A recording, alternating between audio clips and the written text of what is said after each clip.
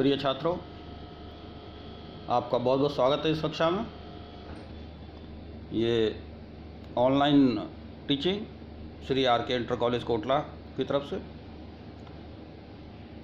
बच्चों, आज हम डिटर्मिनेंट पढ़ेंगे, जिसे सारणिक भी कहते हैं, उसका विस्तार और उसके प्रमुख गुणधर्म। तो इसकी चर्चा आज हम विस्तार से करेंगे। आप थोड़ा सा पेन पेंसिल लेकर बैठें और होमवर्क भी इसमें मैंने काफ़ी दिए हैं, क्योंकि बिना होमवर्क के वो प्रॉपर्टीज़ आपको याद नहीं रहेंगी, उसके जो गुणधर्म हैं वो याद नहीं रहेंगे। उसको आप होमवर्क में जब करेंगे तभी आपको वो अच्छी तरह से याद रहेंगे। मैं हरिंदरपाल सिंह, प्रवक्ता गणित, श्री आर के इंटर कॉलेज कोटला, फिरोजाबाद। तो चलिए करते हैं प्रारंभ। तो सबसे पहले ये महत्वपूर्ण सूत्र और तथ्य हैं, इसके बारे में आप जानकारी कर लें। ये जो हम देख रहे हैं, इसकी चर्चा तो हम पिछली क्लास में कर भी चुके हैं। ये जो किसी आव्यूह का अगर हम सारणिक लेंगे तो उसकी एक निश्चित वैल्यू आएगी, कुछ मान आएगा, संख्या, कुछ न्यूमेरिकल वैल्यू आएगी उसकी। और वो जो न्यूमेरिकल वैल्यू है वो इस तरह से लिखा होगा। ये जो आप देख रहे हैं, ये हमने पहले भी इसकी चर्चा की है। तो ये जो सारणिक है, ये इसका ऑर्डर 2 है, इट्स सेकेंड ऑर्डर डिटर्मिनेंट है ये। तो इसमें आप कोई ज़्यादा मुझे एक्सप्लेन करने की कुछ दिख नहीं रहा है इसके लिए, क्योंकि ये आप जानते हैं इसको। अब ऑर्डर 3/3 का जो मटेरियल है उसको देख लेते हैं। डिटर्मिनेंट है, यहाँ आप देख रहे हैं। ये इस डिटर्मिनेंट को जब हम विस्तार करेंगे तो किसी भी रो, किसी भी कॉलम के सापेक्ष विस्तार किया जा सकता है। इसमें हमने फर्स्ट रो के सापेक्ष विस्तार किया है, ये देख रहे हैं आप, इसके सापेक्ष। तो इसको जो ये एलिमेंट है A1 यहाँ से लिया गया है और फिर उसके माइनर लिए गए, इसको छोड़ के, इसको छोड़ के, ये माइनर लिए गए इसके साथ में। ये देख रहे हैं आप, ये जो माइनर है ये सेम माइनर यहाँ रखा हुआ है। उसके बाद माइनस लगाया यहाँ, और उसके बाद फिर ये B पे आ गए और फिर ये माइनर ले लिया उसका, इसी तरह से फिर प्लस, ये C के लिए प्लस, और फिर ये उसका माइनर। ये तो ये विस्तार है। इसकी चर्चा हमने पिछली कक्षा में की है, जब हम इन्वर्स ऑफ द फंक्शन निकाल रहे थे और इक्वेशन ऑफ सॉल्यूशन कर रहे थे, समीकरणों को हल कर रहे थे, तब हमने इनकी चर्चा की है विस्तार से। अब इनके मेन है गुणधर्म। तो गुणधर्म में बच्चों, इसमें जो प्रॉपर्टीज है इसकी, ये आप देख रहे हैं, इसमें लिखा हुआ है कि यदि कोई आव्यूह है, देखिए इसको, इसकी तरफ फर्स्ट प्रॉपर्टी, जो कोई आव्यूह है तो उस आव्यूह में यदि हम उसका डिटरमिनेंट ज्ञात करें तो उसका कोई मान आ जाएगा। और हम अब अगली बार उस आव्यूह का ट्रांसपोज ले लें, तब भी उसका फिर से डिटरमिनेंट ज्ञात करें, तब जो मान आएगा वो सेम ही आएगा। वो यही कहने की कोशिश कर रहे हैं। यहाँ पे देख रहे हैं, सारणिकों को, पंक्तियों को स्तंभों में तथा स्तंभों को पंक्तियों में परिवर्तित कर दिया जाए। तो कहने का मतलब ये है, कोई ऐसा सारणिक जिसका हम डिटरमिनेंट, कोई ऐसा आव्यूह जिसका हम डिटरमिनेंट निकाल रहे हैं, अगर उसका डिटरमिनेंट निकालें और फिर उस आव्यूह का ट्रांसपोज, परिवर्त ले लें और उसके बाद फिर डिटरमिनेंट निकालें, तो उसमें कोई परिवर्तन नहीं आएगा। दोनों के सारणिक जो होंगे उसके मान समान होंगे।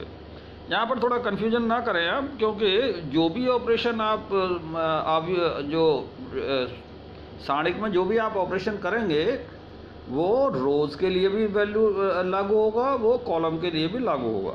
तो इसमें हर एक जो जितने भी दे रखे हैं, इसमें पॉइंट दे रखे हैं, उस सब में या करके ये लिखा होगा हमेशा। इसमें पंक्ति लिखा होगा या ये पंक्ति लिखा होगा या स्तंभ लिखा होगा। तो इसमें आप एक ही पढ़ लें, और वो अगर पंक्ति है तो आप कॉलम के लिए भी उसे लागू कर सकते हैं। रो और कॉलम इक्वली वो लागू होता है। इसमें जो एलिमेंट्री ट्रांसफॉर्मेशन वाली बात थी कि रो होगा तो रो को लेके चलेंगे, कॉलम होगा तो कॉलम ही लेके चलेंगे, ऐसा नहीं है, इसमें जब आप मन में आए आप कॉलम में ऑपरेशन कर दीजिए, जब आपके मन में आए रो में कर दीजिए। तो इसमें अगला जो ये दे रखा है, ये जो पॉइंट दे रखा है, यदि सारणी की किन्हीं दो पंक्तियों, आप उस जब मैं पंक्ति पढ़ता हूँ तो आप समझ लीजिए रो के लिए भी लागू है, को परस्पर बदल दिया जाए तो उस सारणी का चिन्ह बदल जाता है। अब इसमें यहाँ भी बदल रहे हैं, आप देख रहे हैं, और यहाँ भी बदल रहे हैं। यहाँ पर क्या कर रहे हैं हम, पूरे के पूरे ये केस है, फर्स्ट वाला केस है, उसमें हम सभी रोज़ को कॉलम में परिवर्तित कर रहे हैं। और यहाँ दूसरे केस में क्या कर रहे हैं, किन्हीं दो रोज़ को एक दूसरे से इंटरचेंज कर रहे हैं। मतलब R1 को R2 की जगह लिख दिया, R2 की जगह R1 लिख दिया, ये दोनों में अंतर है। तो ऐसा अगर होगा तो केवल उसमें जो परिवर्तन होगा वो चिन्ह का परिवर्तन होगा, बाकी जो न्यूमेरिकल वैल्यू है वो सेम रहेगी। बहुत महत्वपूर्ण इम्पोर्टेंट प्रॉपर्टी है ये, इसका प्रयोग भी करेंगे हम। अब आप ये देखें जो थर्ड प्रॉपर्टी है, यदि किसी सारणी की कोई दो पंक्तियां एक समान हों तो उस सारणी का मान 0 होगा। ये हम बहुत बार प्रयोग करेंगे इसको, और कोई ना कोई 1 नंबर का 2 नंबर का सवाल इसमें से ज़रूर आता है। मतलब ये है, जैसे मान लीजिए आपके पास कोई सारणी का इस तरह से 1 1 1 और 2 2 2 और फिर 1 1 1 ऐसे हैं, तो आप देख रहे हैं ये first and third column same है, तो इस हिसाब से ये इसका जो मान है वो 0 होगा। या कोई इस तरह से हो जाए, जैसे ये मान लीजिए 1 1 1 और ये 2 4 6 और यहाँ पर हमें मिल जाए ये फिर से 1 1 1, एनी 2 रोज़ हो जाए कॉलम हो, अगर वो समान होंगे तो सारणी का मान 0 होगा। यहाँ पर ये एक और जो चौथी प्रॉपर्टी है वो थोड़ा सा ध्यान दीजिए। सारणी की किसी पंक्ति में प्रत्येक अवयव को k से गुणा कर दिया जाए तो नए सारणी का मान मूल सारणी के मान का k गुना हो जाता है। ये थोड़ा पढ़ने में आपको दुख दे रहा है, इसको मैं थोड़ा सा बिल्कुल आपको समझा देता हूँ। आप ऐसे समझिए, मान लीजिए आपके पास ये सारणी का है, ये 2 3 और 4 और 5 ऐसे इसके एलिमेंट हैं, और मान लीजिए मैं इसको 5 है यहाँ पर, अगर ये डिटर्मिनेंट होता तो मैं 5 की हर एक एलिमेंट के अंदर, अगर ये अवयव होता, सारणिक होता, तब मैं 5 की इसको हर एक एलिमेंट में मुझे गुणा करना पड़ता। लेकिन अब ये क्योंकि डिटर्मिनेंट है तो मेरी मर्जी, मैं किसी भी रो में गुणा कर दूँ, किसी भी कॉलम में गुणा कर सकता हूँ इसको। मान लीजिए मैं ये जब इसका मान आ जाएगा तो यहाँ मैंने फर्स्ट रो में दे दिया 10 और ये 15, मैंने इस रो में गुणा कर दिया इसको, और बाकी दूसरा ऐसे कैसे रहे। तो इस तरह से इसका मान आएगा। या आप मान लीजिए ऐसे नहीं है, आप चाहते हैं कि नहीं हम उसमें नहीं, रो में, उस रो में नहीं करना चाहते, तो हम मान लीजिए हम सेकंड रो में करना चाहते हैं तो सेकंड रो में हो जाएगा। ये यहाँ पे ये 2 3 ऐसे रहेंगे, और ये 5 चौक 20 और 5 पंजे 25। अब आप इसकी वैल्यूज़ निकाल सकते हैं। आप चाहते हैं नहीं रो में नहीं, मुझे कॉलम में गुणा करना है, तो आप इसी तरह से कॉलम में भी गुणा कर सकते हैं। तो इसलिए ये जो आप जो लैंग्वेज लिखी है वो थोड़ा सा आपको परेशान कर सकती है कि कैसे गुणा कर रहे हैं कि क्या कर रहे हैं। तो आप ये समझ लीजिए, किसी एक रो या किसी एक कॉलम में आप मल्टीप्लाई करेंगे, या उसका दूसरा प्रभाव ये रहेगा, मान लीजिए आपके पास इस तरह से है, ये 6 है, ये 3 है, और ये 1 है, और ये 5, मान लीजिए ऐसे। तो मैं इसमें देख रहा हूँ कि ऊपर जो फर्स्ट रो है उसमें से मैं कोई कॉमन निकाल सकता हूँ, 3 कॉमन निकाल सकता हूँ। तो ये यहाँ पर 2 आ जाएगा, यहाँ पर 1 आ जाएगा, यहाँ 1, यहाँ 5, ठीक है। तो इस तरह से आप कॉमन भी निकाल सकते हैं किसी रो में से, और किसी रो में आप मल्टीप्लाई भी कर सकते हैं। तो इसी का यही अर्थ है बस। ये जो अब देख रहे हैं आप, चौथा और पांचवा भी वही बात कह रहा है कॉमन निकालने की, तो वो गुणा करना है, कॉमन निकालना, एक ही बात है। गुणा जो वो रिवर्स प्रोसेस है, जब आप गुणा करेंगे तो उसके हिसाब से उसका जब रिवर्स प्रोसेस करेंगे तो कॉमन भी निकाल पाएंगे। एक और है इसमें, यदि किसी सारणिक स्तंभ प्रत्येक अवयव को शून्येतर से, हाँ सेम वही है, ये भी वही बात है जो भी हमने डिस्कस की है, इसमें कुछ ज़्यादा कन्फ्यूजन की ज़रूरत नहीं है, ये जो हमने बात की है डिस्कस हो गई। नेक्स्ट, हाँ ये बहुत महत्वपूर्ण चीज़ है बच्चों, यदि सारणिक के, ये 7th पॉइंट, यदि सारणिक को किसी पंक्ति अथवा किसी स्तंभ का प्रत्येक अवयव 2 या 2 से अधिक पदों का योग है तो सारणिक को उसी क्रम के 2 या 2 से अधिक सारणिकों के योग के रूप में व्यक्त किया जा सकता है। बहुत महत्वपूर्ण है, तो थोड़ा समझ लेते हैं क्या लिखने की कोशिश की है। मान लीजिए ऐसे है, मान लीजिए यहाँ पर 1 है, यहाँ पर x लिखा हुआ है, मान लीजिए यहाँ 2 है, यहाँ पर y लिखा हुआ है, ये फर्स्ट कॉलम है, और मान लीजिए एक यहाँ पर दूसरा जो कॉलम है वो इस तरह से है, मान लीजिए। तो ये जो प्रॉपर्टी है, जो प्रॉपर्टी 7 इसमें लिखा हुआ है, वो उसकी सहायता से जो हम इसे सॉल्व करेंगे तो हम इसको 2 डिटर्मिनेंट में तोड़ पाएंगे। कैसे? 1 2 3 5, एक तो ये हो गया, प्लस एक और डिटर्मिनेंट है x y एंड 3 5। ये मैंने 2/2 डिटर्मिनेंट के लिए किया है। आप ऑर्डर ऑफ द 3 डिटर्मिनेंट, जिसका ऑर्डर 3 है उसके लिए भी आप कर सकते हैं, क्योंकि वो सभी डिटर्मिनेंट स्क्वायर मैट्रिक्स से ही बनते हैं, इसलिए उनका ऑर्डर एक ही संख्या में देने से काफ़ी है। तो आप देख रहे हैं, ये हमने 7 जो प्रॉपर्टी है उसको एक्सप्लेन किया है।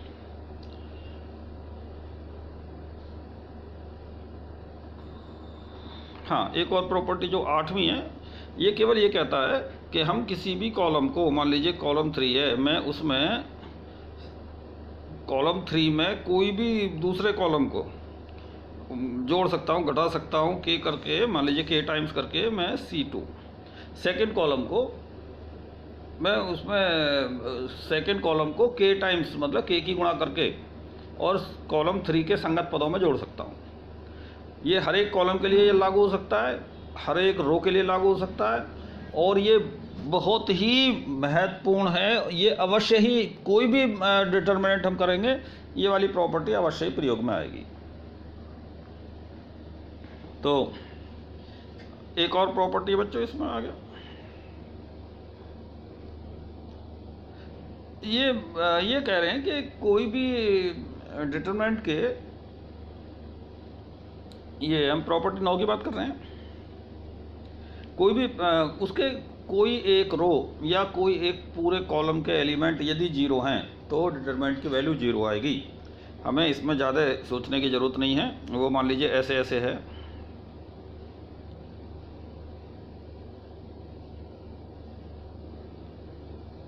मान लीजिए ये हमारे पास कोई डिटर्मिनेंट है जिसमें फर्स्ट कॉलम के सभी एलिमेंट 0 हैं, तो हमें ज़्यादा सोचने की ज़रूरत नहीं है, ये सीधा मान इसका 0, जैसे पहले हमने लिखा था। यदि 2 रो या 2 कॉलम एक जैसे हैं तब भी वो उसका मान 0 ही आएगा डिटर्मिनेंट का। इसी तरह से एक प्रॉपर्टी ये भी 0 लाने के लिए है। बस इतना ही है। और एक इसमें छोटा सा ये कह रहा है कि यदि कोई, मान लीजिए कोई डिटर्मिनेंट है उसमें इस तरह से x - 1 x + 2 ऐसे कोई वैल्यूज़ हैं, मान लीजिए 3 है 5 है, और कोई x का कुछ मान रखने से ये 0 आ जाएगा, तो वो x माइनस, मान लीजिए x = a रखने पर ये इसका डिटर्मिनेंट की वैल्यू 0 आ जाती है, तो इसका मतलब x - a इस डिटर्मिनेंट का जो उत्तर आएगा सॉल्व करने के बाद उसका एक फैक्टर होगा। तो ये हमने पहले भी देखे हैं, पढ़े हैं, 9th में पढ़े हैं आपने। जो रिमाइंडर थ्योरम होती है, जो शेषफल प्रमेय है, वही है ये। तो इसका ज़्यादा इस पे बस इतनी चर्चा काफ़ी है। अब ये जो हमने प्रॉपर्टीज़ पढ़ी हैं, इसके प्रयोग देख लेते हैं बच्चों, 1-2 क्वेश्चन देख लेते हैं। ये हमने पिछली क्लास में भी ऐसा एक सवाल सॉल्व किया था, आप देखें इसको।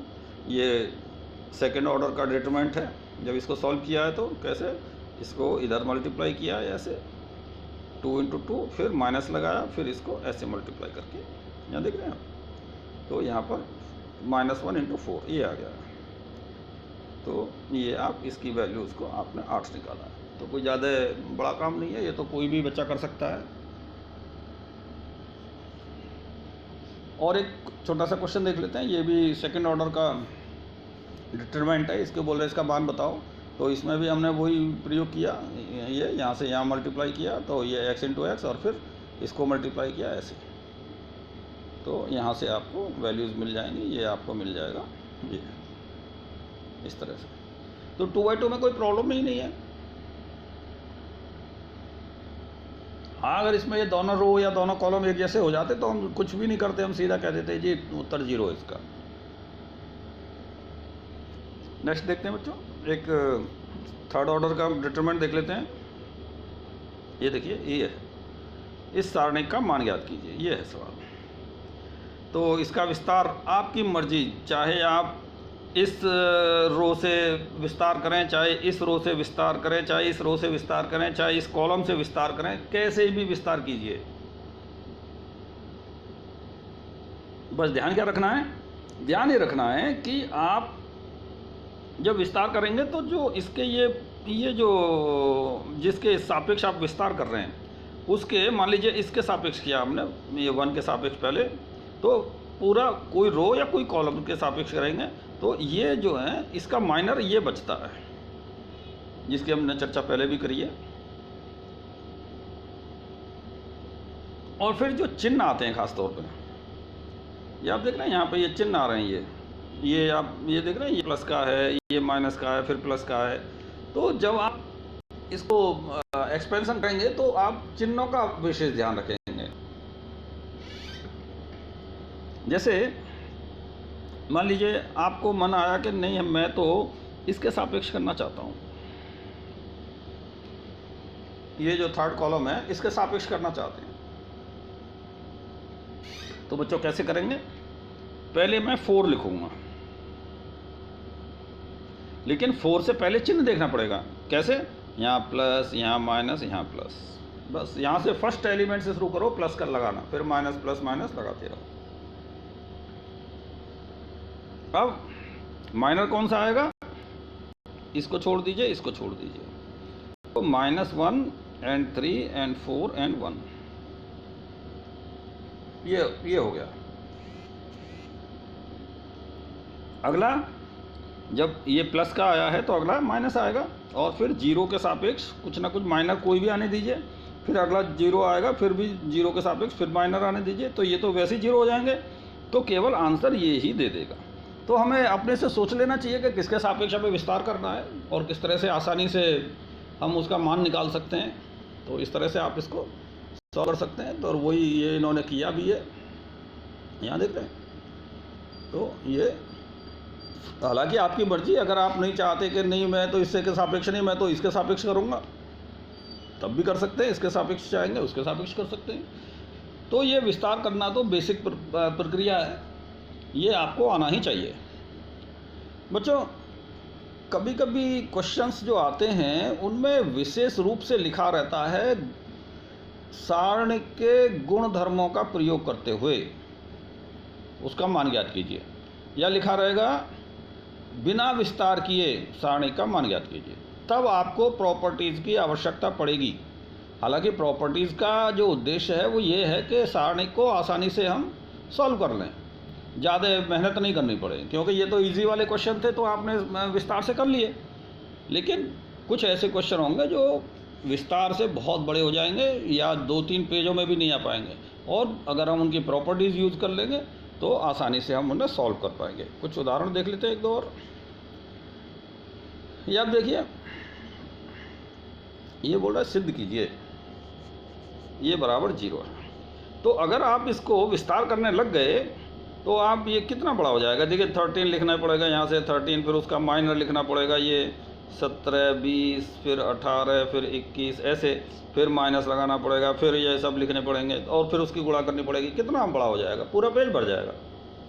तो ये सब नहीं करके हम इसमें देख लेते हैं कि क्या देखें। यहाँ पे हम देख रहे हैं जो फर्स्ट कॉलम है और जो सेकंड कॉलम के एलिमेंट का अंतर देखिए आप कितना है।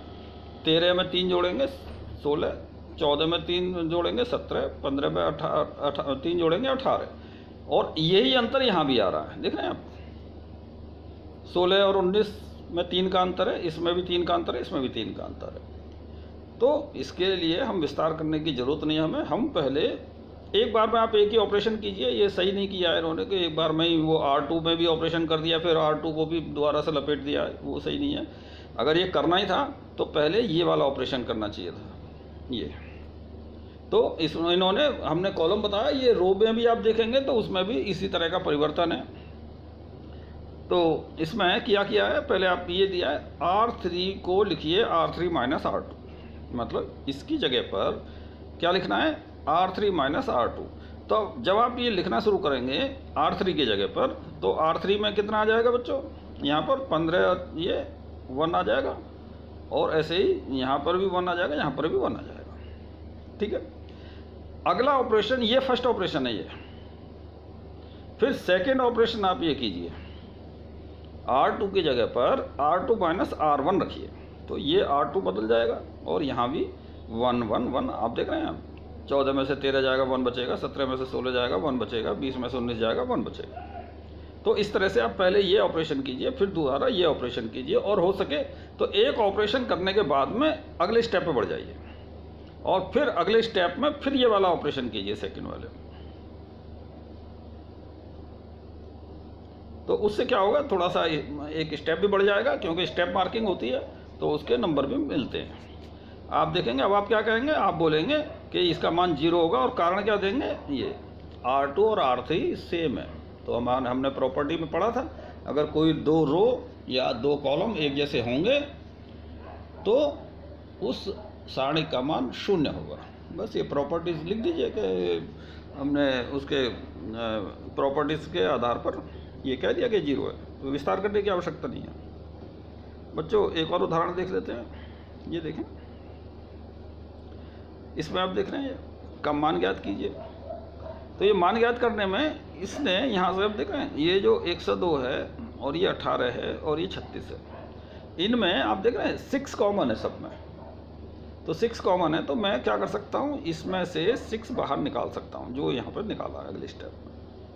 तो यहाँ क्या बच गया, ये फर्स्ट जो रो है उसमें परिवर्तन आ गया, लेकिन हम देख रहे हैं कि first row and third row दोनों सेम है, तो क्या आएगा आंसर, आंसर 0 आएगा। तो ये इस तरह से प्रॉपर्टीज़ का प्रयोग करके हम ये देखते हैं कि सारणिक को बहुत आसानी से सॉल्व किया जा सकता है। लेकिन बच्चों ये प्रॉपर्टीज़ याद नहीं रहती हैं जब तक आप 10-20 क्वेश्चंस को प्रैक्टिस नहीं करें, और ये आपको प्रैक्टिस में नहीं आ जाए कि अब क्या करना है।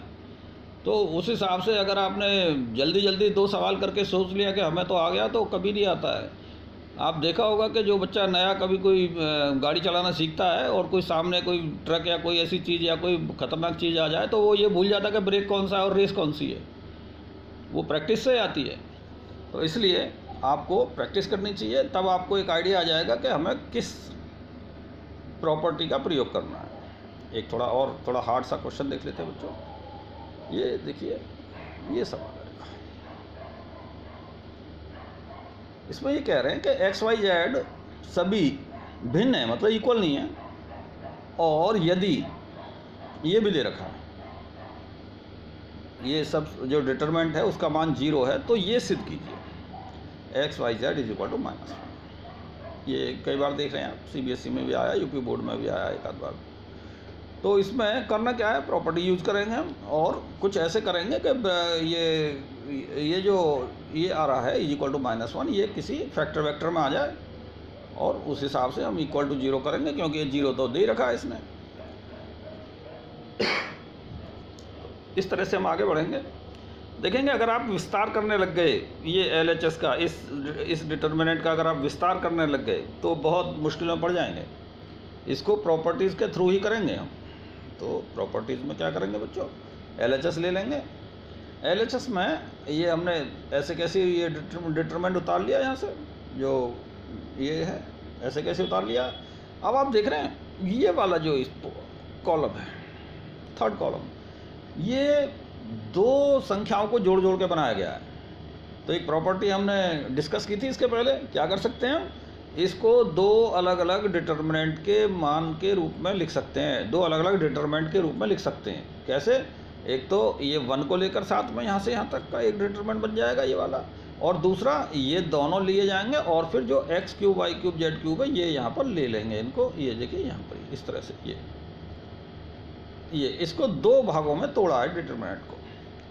अब आगे क्या किया है, इनमें बहुत थोड़ा सा अंतर है इसमें, और ये जो डिटरमिनेंट है आपका और ये जो डिटरमिनेंट है बहुत थोड़ा सा अंतर है। क्या अंतर है देखिए, इसमें यहाँ 1 1 1 दे रखा है, यहाँ पे x cube Y cube Z cube दे रखा है, यहाँ पे एक्स वाई जेड, तो x cube Y cube Z cube नहीं है इसके पास, लेकिन इसके पास में एक्स वाई जेड है, इसके पास x square y square z square है।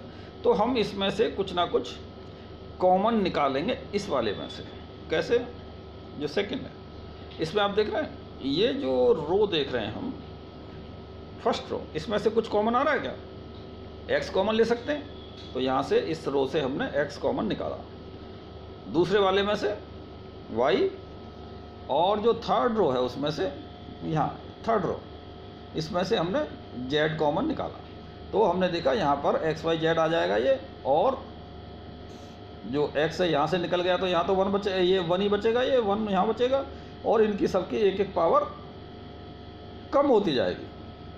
देख रहे हैं, अब हम देख रहे हैं कि इनमें बिल्कुल समानता आ गई है, इसमें और इसमें। अंतर कहाँ रह गया है, ये जो 1 1 1 लिखा है इसके थर्ड कॉलम में लिखा है, इसके फर्स्ट कॉलम में लिखा है। तो हमें करना क्या है, या तो इसमें जो 1 1 1 लिखे हैं इस जो फर्स्ट कॉलम है इसको थर्ड कॉलम तक लेके जाएं, और इसको फर्स्ट कॉलम तक, इसको यहाँ बीच में लाएं, या इसमें कुछ गड़बड़ करी जाए और इसके बराबर बनाने की कोशिश करी जाए। तो देखते हैं बच्चों, हमने इसको चुना है।